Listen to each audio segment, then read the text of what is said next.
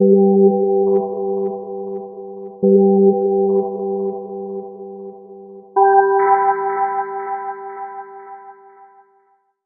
our last video, we talked about numerical expressions and translating verbal phrases into numerical expressions. And now we're going to do the same thing with variables and expressions. So now we're going to contain unknowns in our problems or in our phrases and our words. So we're going to talk about how to translate those types of things into an expression that contains a variable. So we're going to be using algebra now. Now, algebra is that branch of mathematics that uses symbols. Anytime we have a variable, which is a letter or a symbol used to represent an unknown value, we are doing algebra. So any expression that we write that contains a variable is called an algebraic expression. And that's an expression that contains at least one variable. So if you see a variable in an expression, you have an algebraic expression.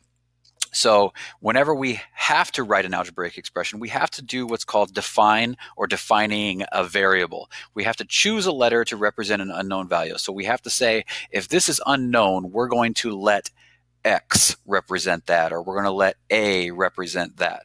And also in this video, we're going to talk about how to evaluate an algebraic expression. And to do that, we're going to use what's called the substitution property of equality.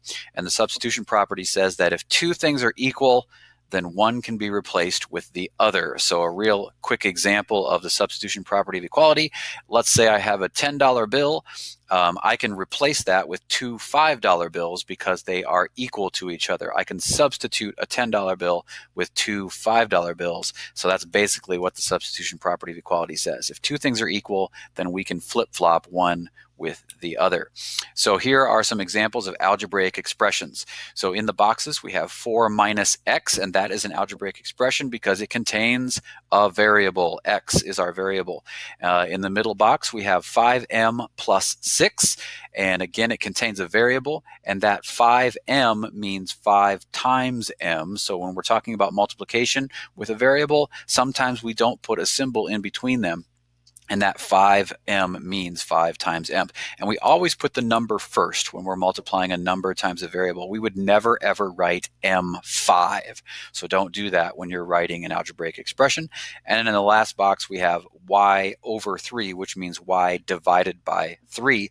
And again, that's an algebraic expression because it contains a variable. Again, notice there are no equal signs here because we are not writing equations. We are still writing expressions. And then I've got below other examples of algebraic expressions.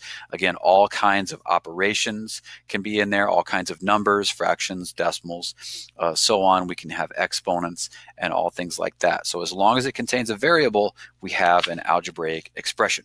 So how do we write an algebraic expression? Well, the first thing we need to do is look at the words and describe the situation using only the most important words. So picking out, again, those key words, what's happening in our phrase or in our paragraph. Then we need to find the unknown. Always identify the unknown. Okay, once you've read the problem, identify what you don't know and then let a variable represent that unknown so that we're going to define that variable.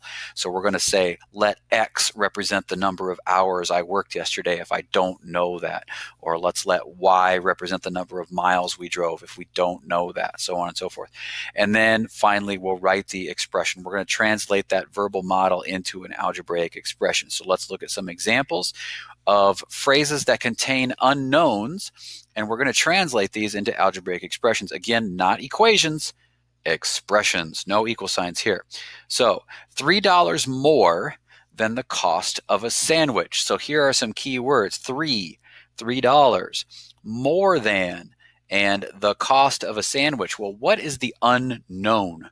What don't we know? Well, we don't know the cost of a sandwich. If we knew the cost of a sandwich, then we could figure out how much money we're talking about. But we don't know the cost of a sandwich, so I am going to let C represent the cost of a sandwich. So there I defined a variable. I'm letting C represent the cost of a sandwich, and I want $3 more than that. So how do you get $3 more than something? Well, that's kind of tipping us off that we're going to be adding. So C plus 3 would be our algebraic expression. And again, I don't want an equal sign here, and I can't evaluate this because I don't know what C is. I don't know what the cost of a sandwich is. So there's our algebraic expression, C plus 3, or 3 plus C. Those are equivalent. We could write that either way. Mary had $2 and made $6 an hour babysitting. So if we wanted to write an expression for the total amount of money that Mary made, we would have to know what? Well, the unknown here is how many hours did she babysit? We don't know how many hours that was, so the hours, I'm going to let that be H, okay? Being real creative here. I'm going to let H represent the number of hours that she babysat. So how would we figure out how much money Mary made if we knew how many hours she babysat? Well, she makes $6 every hour, so that would be 6 times H. So I can write that as 6H. And then we need $2 more than that because she already had $2. So 6H plus 2, or 2 plus 6H, 6 times H. So several ways to write that algebraic expression. So when we're writing algebraic expressions, sometimes there is more than one or multiple ways to write it, and that's okay, as long as you are correctly interpreting it mathematically. Next one, 2 miles less than the athlete ran. Well, we don't know how many miles the athlete ran. That's the unknown. So I'm going to let M represent the number of miles the athlete ran. Now, how am I going to get 2 miles less than that? Well, I have M miles, but I want 2 miles less than that. So I'm taking 2 miles away. So it's actually M minus 2, not 2 minus M, because we're not taking the miles away from 2. We're taking 2 miles away from the number of miles the athlete ran. So M minus 2, and that's really the only way to write that expression. We can't turn that around. Last one, 5 points more than the points scored by field goals if each goal is worth 3 points. So again, what is the unknown value here in this phrase? The unknown is how many goals were scored. We don't know how many goals were scored. So the number of goals, I'm going to call that G. And each goal is worth 3 points. So to figure out how many points you would score for G goals, we would take 3 times G.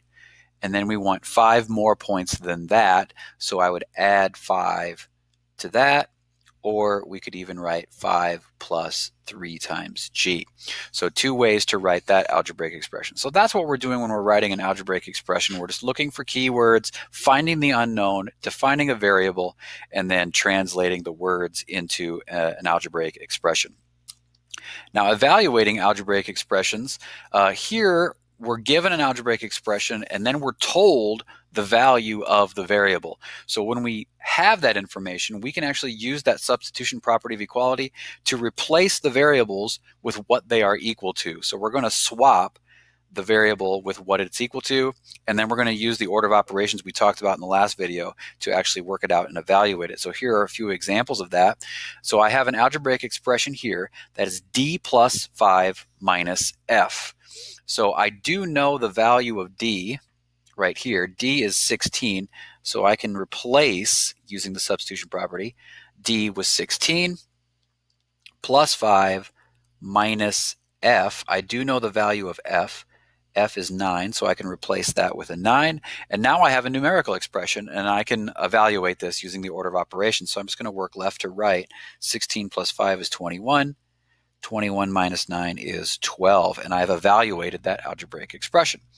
Next one, 6 minus E plus F. So the 6 is the same. E, the value of E is 3, and then F is still 9. So I have 6 minus 3 plus 9, and again, I'm going to evaluate from left to right. 6 minus 3 is 3. 3 plus 9 is 12. We got 12 again. Awesome. And then the last one, 7G plus H. That means 7 times G plus H. The value of G is 4. So I'm going to replace G with a 4. 7 times 4. That's how I'm going to write that. And then the value of H is 10. So I have 7 times 4 plus 10. Order of operations tells me I'm going to do the multiplication first. And that's 28 plus 10. We don't get 12 this time. We get 38. And that is evaluating algebraic expressions. Just replace the variables with what they know they equal, and then evaluate using the order of operations.